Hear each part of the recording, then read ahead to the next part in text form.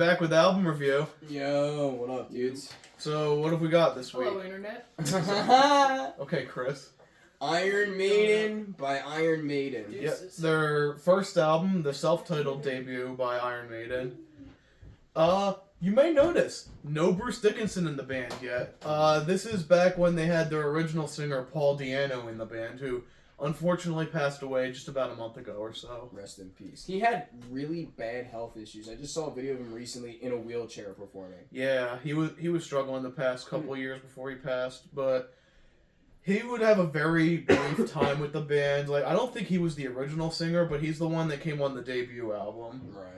And he would be on this album and on the next album, Killers, which personally is one of my all-time favorite Iron Maiden albums. Killers is great. But he would struggle with, like, drug abuse and whatnot, so they let him go from the band. And from there, they would pick up Bruce Dickinson, who everybody knows with Iron Maiden. So we'll talk about the Dickinson era another day, I'm sure. But let's just jump into this album. I don't really have much context unless you have some you want to give. Not necessarily. I mean, all I know is that the music kicks ass. The music kicks ass. Oh, yeah. So, shall we jump into it? Sure. Yo.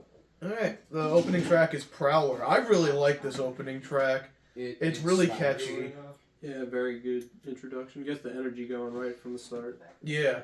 Like, compared to other Maiden albums, this one doesn't have, like, the galloping bass and the guitar yet. This is a lot more straight, like, hard rock-esque. Yeah. Right. Almost, like, in that, like, vein of new wave British heavy metal-esque stuff. Also, the wah riff in the beginning. Oh, very wally. Dude, Yeah.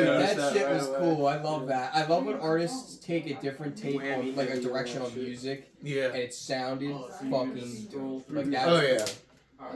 cool. Yeah, I think it's a really good opening track, though. The guitar solo in the middle went crazy too. It was brief, but Yeah. it was good. Totally bad. Good start. Yeah. And then the next track, Remember Tomorrow, is one of the slower ones, but I think it's a like really this good song. one. I Yeah. like this song, definitely. I It like takes this- a very drastic change within the second song, Yeah. but it's very cool. It's very mellow. I like the ominous sound of like the riff at the slower parts of the song, the guitar riff. Yeah, definitely. I love the, like, ominous and the build-up of this song, too. Yeah. And then next track, Running Free. I like this one. It's probably my least favorite on the album. personally. I You don't like Running Free? I put I Mad on this don't one. mind it. I don't think it's I bad. just didn't think there was really anything special about it. I loved it. I Yeah. thought it was great, dude. I think it's a good song, but, like, it's nothing special to me. It fit the mold well, but that's about it for me. Yeah. Yeah, that's kind of how I feel about it. But the next track, Phantom of the Opera, longest track on the album. I really like this track. It's got, like, the cool interlude in it with, like, the instrumentals, and then it picks right back up. This one's a really fast song, too, like, despite the length. I think it's a really good one. I like that one. Yes, sir. And then Transylvania, which is the only instrumental track on the album. Yeah. I think this one kicks ass, too. Yeah, it's cool as shit. The intro is fucking awesome. Yeah. Great way to, like, slam into this song. Super fast paced. Yeah. I think this is one of the fucking precursor songs to thrash metal, for sure. That's what a lot of this, like, British heavy metal was. Like, them and Priest is, like, yeah, precursor. and, like, to other thrash stuff metal. that came out of this era, too, like Saxon and whatnot. Like, they're just really fast, like, instrumentals, which is, like, paving the way for thrash, like Metallica and Megadeth and whatnot. But this bleeds right into the next track, Strange World, which is one of my favorites on the album. Yeah, this one was cool. Strange World is fantastic to me. Like, the last few songs are my favorites, easily. Aside from Prowler, I really love Prowler. I did enjoy the later part of the album a little more than the beginning. I mean, the very beginning was good, Yeah. but like Running Free and even Fan of the Opera, just the middle section, I didn't love as much. I could see that. That switched it up. Phantom of the Opera is one I liked more as I listened to the album more. Yeah, I've only listened to it the one time. Okay, Just one listen that's through, fair. So. And then the next track, Charlotte the Harlot. This is a No, banger. it was a banger. This Very is good. probably my second favorite on the album. My favorite's probably Prowler. Or, no, probably the next one.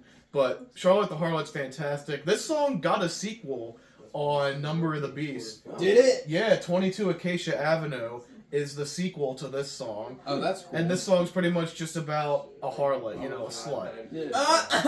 Like, you know, Just throwing that well, out not even a there. slut, like a prostitute. Like, Yeah. that's what the song's about. And this song was like probably like the second longest song on the album, but it was warranted. Like the changes of tone throughout the song. Yeah. It didn't feel like it was. Dude long. fell in love with a stripper. Essentially, yeah.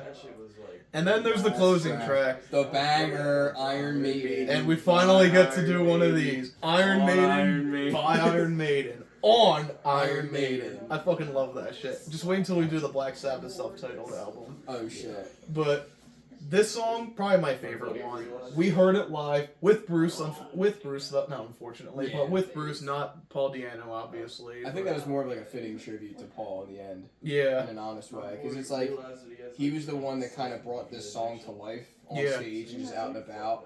And honestly, Bruce didn't do fucking half bad. Yeah, Bruce did a good rendition of this song.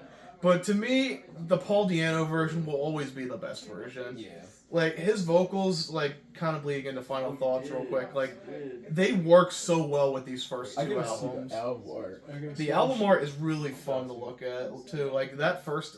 Iron Maiden album covers are almost always good.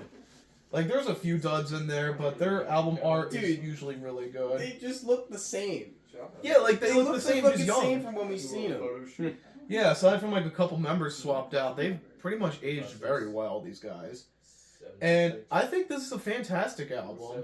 It's not my favorite Maiden album. I think their next two projects after this would be even better, with Killers being one of my top two favorites, Number of the Beast being my other top two favorite. But this one is probably in the top 5, top 6 range. Very good album. Oh yeah. I wouldn't pass this one up, even though it's a lot different from the other Maiden albums. It's not as epic sounding. It's a lot more aggressive. Yeah. Oh, the only fun fact I have about this is the album art itself.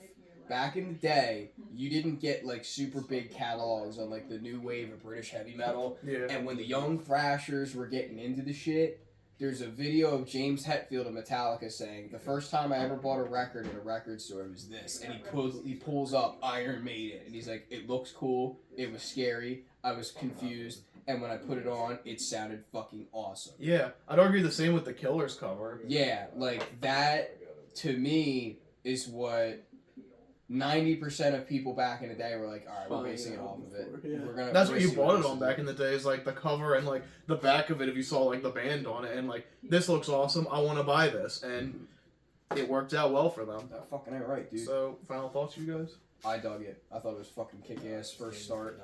Mm-hmm. It had its weird peaks and valleys, Yeah. but I can respect it for the legacy and the history of the band. Yeah. Yeah, I'd say overall, the start and finish of the album, I really enjoyed.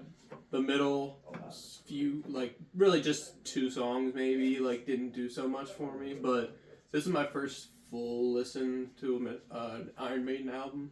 So it was also, I think, my first time hearing any Iron Maiden that was not sung by Bruce Dickinson. Yep. So it was not what I...